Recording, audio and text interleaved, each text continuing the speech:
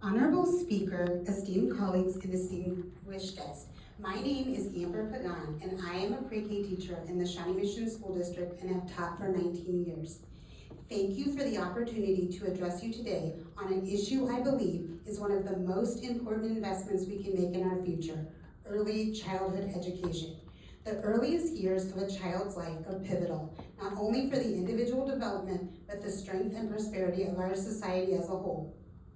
It is in these formative years that a child's brain is growing at its fastest rate, laying the foundation for cognitive, emotional, and social development.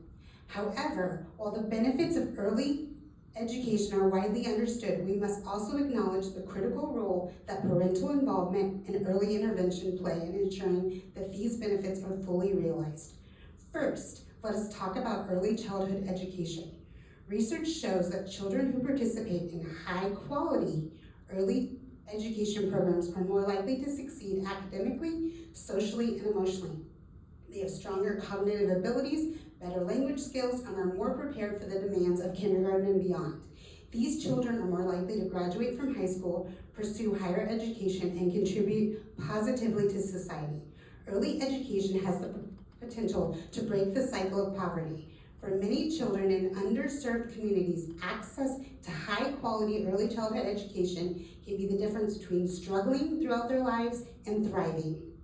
It is our moral and economic responsibility to ensure that every child, regardless of their zip code, has access to high-quality, affordable early education. This is not just an investment in a child's future, this is an investment in the future of our state and our nation.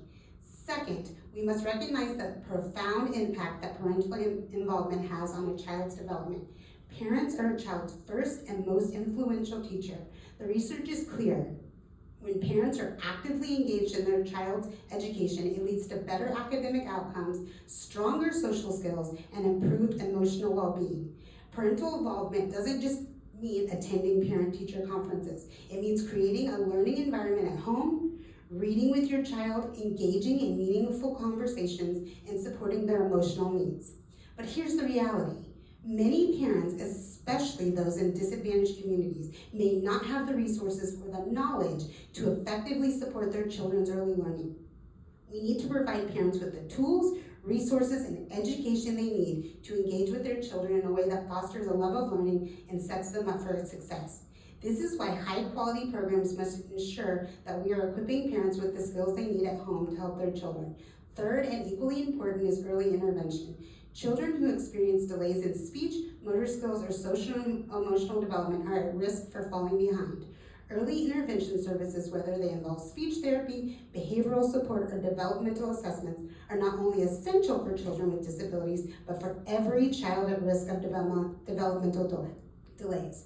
The sooner we identify and address these challenges, the better the outcome. Research has shown that early intervention can significantly improve a child's developmental trajectory, reducing the need for costly special education services later on. But early intervention requires a proactive approach.